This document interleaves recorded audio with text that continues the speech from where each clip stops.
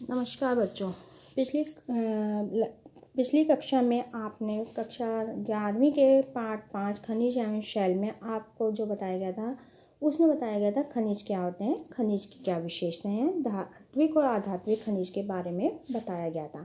इस पार्ट में हम बताएंगे बेटे शैल क्या होती हैं, शैल कितने प्रकार की होती हैं और शैलों की विशेषताएं, जो विभिन्न प्रकार की शैलें हैं उनकी विशेषताओं के बारे में हम इस वीडियो में चर्चा करें।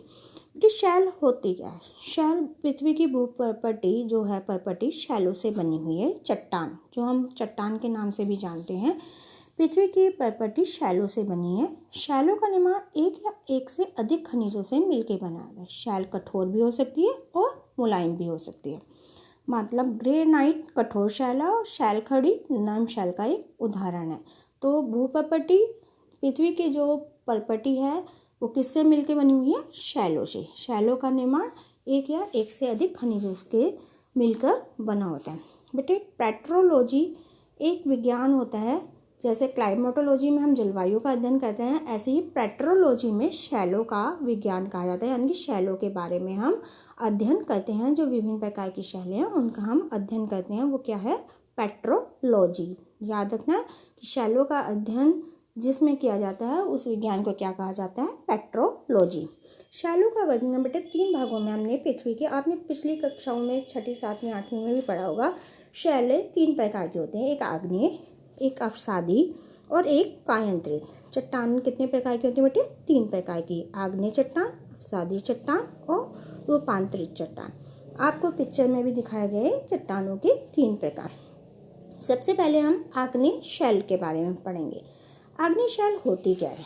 आग्नेय शैल पृथ्वी पे सबसे प्राचीन शैल है बेटे, क्योंकि आपको मैंने पहले भी बताया कि पृथ्वी के जैसे जैसे हम गहराई में जाते हैं तो पृथ्वी एक तरल अवस्था में, हमें गर्म अवस्था में उनमें पदार्थ मिलता है, और जब उसमें विस्फोट होता है ज्वालामुखी के रूप में तो एक पिघला हुआ मैग्मा जो पृथ्वी के अंदर था वो बाहर निकलता है और लावा के रूप में, जैसे कि आपको इस पिक्चर में दिख रहा है, लावा के रूप में पृथ्वी के बाहरी परत पे आता है और उससे चट्टानों का निर्माण होता है, जिसे कहते हैं आग्नेय शैल।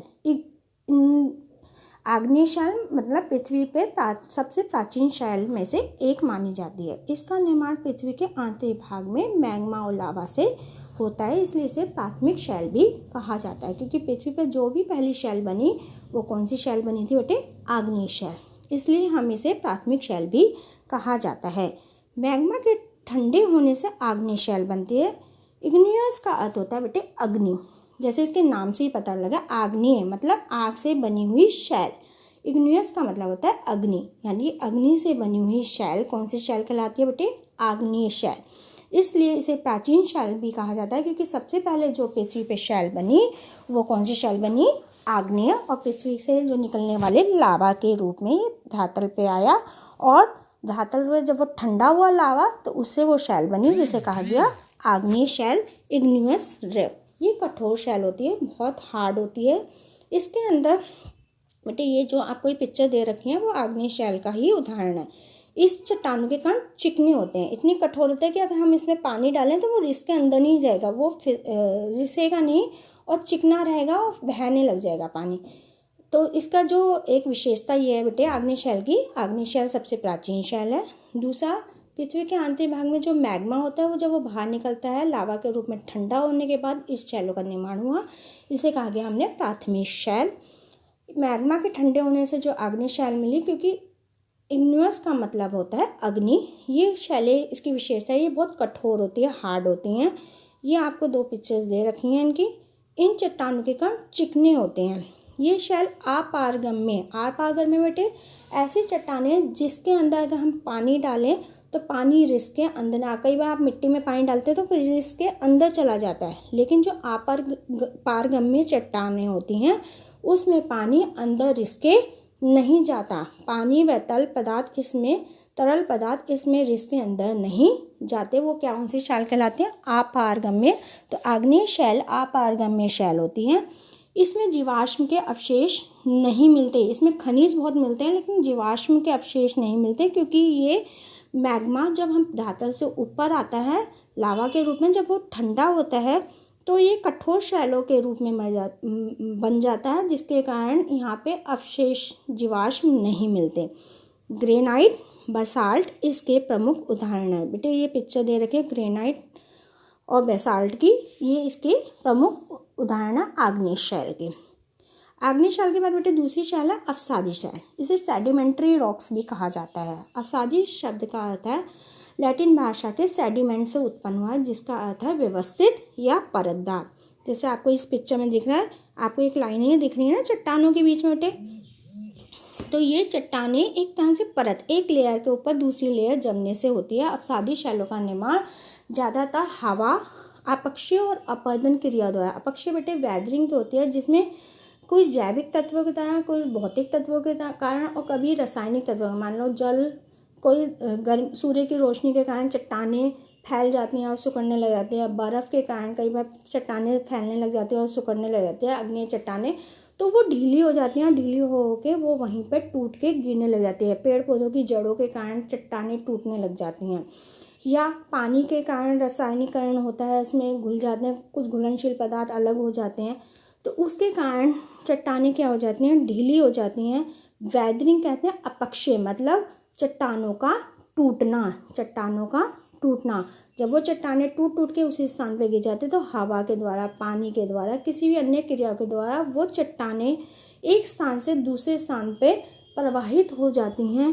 जैसे हवा के द्वारा मिट्टी उड़ के दूसरे स्थान पे इकट्ठी हो जाती है, तो एक परत के रूप में चट्टानों का निर्माण होने लग जाता है, जिसे कहा जाता है अवसादी चट्टानें। इन परतों का निर्माण अपक्षय और अपरदन क्रियाओं से होता है, वैदरिंग एंड इरोजन। आगे की क्लास में आप ये पढ़ेंगे कि अपक्षय क्या होता है और अपरदन क्या होता है। ये मुलायम चट्टान होती हैं, जबकि आग्नेय चट्टान आपको बेटे मैंने बताया था कठोर होती हैं, जबकि अवसादी चट्टानें क्या होती हैं, मुलायम होती हैं। आग्नेय चट्टानों में जीवाश्म नहीं पाए जाते, बल्कि इसमें जीवाश्म पाए जाते हैं, क्योंकि परत तो होती हैं जिसमें एक परत के ऊपर दूसरी परत चलती जाती है, तो कई बार इसमें कई जानवरों के अवशेष, वनस्पतियों के अवशेष इकट्ठे हो जाते हैं, मरे हुए जीव जंतु इसमें रह जाते हैं, जिसके कारण इसमें जीवाश्म ईंधन जैसे कोयला आदि बहुत अधिक मात्रा में मिलता है। ये शैलें पारगम्य होते हैं, जबकि आग्नेय शैल पारगम्य नहीं थी, कि वो अपारगम्य थे, उसमें पानी नहीं जा रहा था। लेकिन अवसादी शैलों में पारगम्य शैल है, इसमें तरल पदार्थ रेत के अंदर चला जाता है। जबकि इसमें इसके उदाहरण है बालू, चूना पत्थर, खड़िया, कोयला आदि अवसादी शैलों के प्रमुख उदाहरण हैं। बेटे जैसे मैंने आपको ये चित्र देखा हुआ, देखो पहले में लिखा शैल। अवसादी शैलों में जीवाश्म जैसे किसी जानवर के अवशेष उसमें रह जाते हैं, क्योंकि परत के ऊपर एक परत चलती रहती है, जिसके कारण किसी जीवाश्म के अवशेष उसमें रह जाते हैं। चूना पत्थर, कोयला इसके प्रमुख उदाहरण अवसादी शैल के। तीसरा आपका बेटे कायांतरित शैल। कायांतरित शैल बेटे आग्नेय और अवसादी जो शैल होती हैं, जब उनका रूप बदल जाता है, आग्नेय शैल का और अवसादी शैल का जब रूप बदल जाता है, तो वो कौन से शैल बनते हैं, कायांतरित।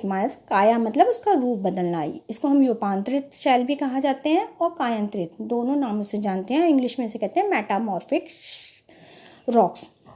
जब आग्नेय शैलों में दबाव और अवसादी शैलों में दबाव बढ़ जाता है, दबाव बढ़ने से उनके आयतन फैलाव होने लग जाता है और तापमान बहुत अधिक होने में इनके रूप में परिवर्तन हो जाता है आग्नेय और अवसादी शैलों में। इस रूप परिवर्तन में बहुत समय लगता है, ये नहीं एकदम से क्रिया होती है, किसी भी चट्टान को बनने में लंबा समय लगता है। जैसे बेटे ये मेटामॉर्फिक रॉक्स के मैंने आपको पिक्चर दिखाई हुई है, जैसे ये अवसादी शैल थी, दबाव पड़ा और उसका रूप बदल गया, क्वार्ट्ज, स्लेट, मार्बल, चूना पत्थर का रूप बदला, वो क्या बन गया, मार्बल। ग्रेनाइट का रूप स्लेट। इस तरह से कई धातु हैं जिनका रूप बदल के वो नए धातु में, चूना पत्थर एक सबसे बड़ा उदाहरण है। जब उसमें दबाव और तापमान अधिक बढ़ जाता है तो संगमरमर, आपने चूना पत्थर देखा कितना मुलायम होता है, वो अवसादी शैल का उदाहरण है। लेकिन जब इसमें दाब ताप अधिक मिल जाता है तो वो मार्बल, आपने संगमरमर में सबने देखा हुआ है, तो वो उसमें कठोर रूप में बदल जाता है। ये कायांतरित शैल या मेटामॉर्फिक रॉक का उदाहरण है। चूना पत्थर संगमरमर में, ग्रेनाइट नीस में, पीट कोयला, चीका स्लेट में और ग्रेफाइट हीरे में बदल जाता है। तो ग्रेफाइट हीरे में बदल जाता है। तो शैल के आपको पता लगे 3 प्रकार के, आग्नेय, अवसादी और कायांतरित, इन सब की आपको विशेषताएं पता लगी। पेपर में कई बार 5 नंबर में ये क्वेश्चन आ जाता है कि शैलें क्या हैं, शैल कितने प्रकार की हैं और शैलों के कितने उनकी विशेषताएं बताएं। तो ये कौन कौन सी हैं? 3 प्रकार हमारा, एक आग्नेय शैल, दूसरा आपका अवसादी शैल, ये रहा बेटे, तीसरा आपका कायांतरित शैल। इन सब की विशेषताएं आप याद रखनी है, पेपर में आए तो आपको लिखनी होंगी। बेटे शैलों का कायांतरण भी 3 प्रकार से होता है। अगर दबाव पड़ रहा है या बदल रहा है शैलें तो 3 तरह से होता है। एक गतिशील कायांतरण, शैलों के टूटने या पीसने से, अभी मैंने बताया ना, हवा के द्वारा, दाब के द्वारा, तापमान के कारण। कई बार आपने देखा हो जब तापमान बहुत ज़्यादा होता है गर्मियों में तो जो चट्टानें हैं वो फैल जाती हैं, और रात के समय जैसे ही तापमान कम होता है चट्टानें सिकुड़ने लग जाती हैं। सिकुड़ने और फैलने के कारण इसमें क्या होता है, दरारें उत्पन्न हो जाती है चट्टानों में, और चट्टानें ढीली हो जाती हैं, उनके कारण टूटने लग जाते हैं और अपने स्थान पे ही टूट टूट के गिरने लग जाती है। ऐसी बर्फ़, आपने कभी फ्रिज में बॉटल रखी हो बर्फ़ की, तो आपने देखा होगा फ्रिज में बॉटल जब रखते हो तो उसकी शेप बदल जाती है, क्योंकि उसका आयतन बढ़ जाता है, पानी के में कम होता है, जैसे ही वो बर्फ़ या ठोस अवस्था में होता है उसका आयतन बदल जाता है। ऐसे ही दिन के समय जब पहाड़ों पे दरारों में वो पानी जमा होता है तो दिन में तो वो पिघल जाता है, और रात में वही पानी जम जाने के कारण उसका आयतन बढ़ जाता है चट्टानों का, जिसके कारण भी उसमें क्या हो जाता है, दरारें फैलने लग जाती हैं और चट्टानें ढीली हो जाती हैं, उनके कण टूटने लग जाते हैं। तो गतिशील कायांतरण वो होता है शैलों का टूटना या पीसना। ऊष्मीय कायांतरण, बेटे उच्च तापमान व दाब के कारण जब प्रेशर पड़ता है किसी चीज़ पे या तापमान ज़्यादा होता है तो उसका आकार और रूप बदल जाता है। प्रादेशिक कायांतरण, रासायनिक परिवर्तन, मैंने आपको पहले ही बताया कि चूना पत्थर वाले खनिज पदार्थों में जब पानी जाता है तो उसमें वो कार्बनीकरण घुलनशील हो जाता है और चूना पत्थर उसमें से अलग हो जाता है। कई बार और दूसरे पदार्थ वहीं रहते हैं, जिसके कारण भी उसके शैलों का जो क्या हो जाता है, कायांतरण हो जाता है। संपर्क कायांतरण, गर्म लावा के संपर्क में आने से भी परिवर्तन। कई बार जब हम गर्म चीज़ के संपर्क में आते हैं तो भी चट्टानों के रूप में परिवर्तन हो जाता है। शैल चक्र क्या है और ये शैल चक्र किसे कहते हैं? आपको मैंने पहले भी बताया कि सबसे पहले पृथ्वी पे आग्नेय शैल का निर्माण हुआ। कौन सी शैल का निर्माण हुआ बेटे? आग्नेय शैल का। इन चट्टानों पे अपक्षय और अपरदन का कार्य हुआ और अपसादी चट्टानों का निर्माण हुआ। टूटने से चट्टानों के और अपरदन, एक स्थान से दूसरे स्थान से कौन सी चट्टान का निर्माण हुआ? अपसादी चट्टान का। आग्नेय और अपसादी चट्टानों में जब दबाव पड़ा, उनका रूप बदला, तो कौन सी चट्टान का निर्माण हुआ? कायांतरित। अपसादी चट्टान अधिक गहराई पर जाके पुनः क्या होता है, उनका रूप बदल जाता है और वो आग्नेय चट्टाने में बदल जाती हैं, और कायांतरित चट्टान भी आग्नेय चट्टानों में बदल जाते हैं। इस तरह से एक वर्ग की चट्टान का दूसरे वर्ग की चट्टानों में बदलने की प्रक्रिया को शैल चक्र कहते हैं। तो आपको शैल चक्र क्या होता है बेटे? शैल चक्र वो होते हैं जब शैल चक्र होता क्या है, जब एक चट्टान का,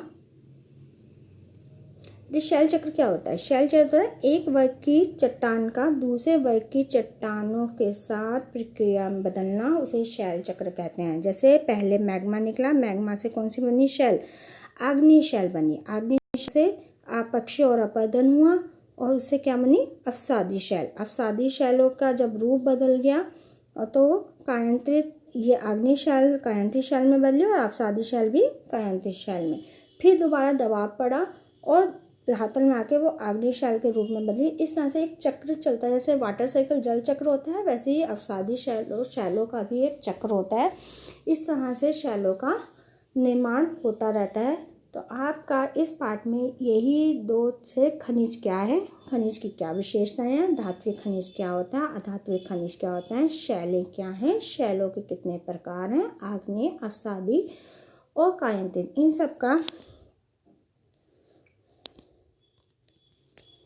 सब का आपको मैंने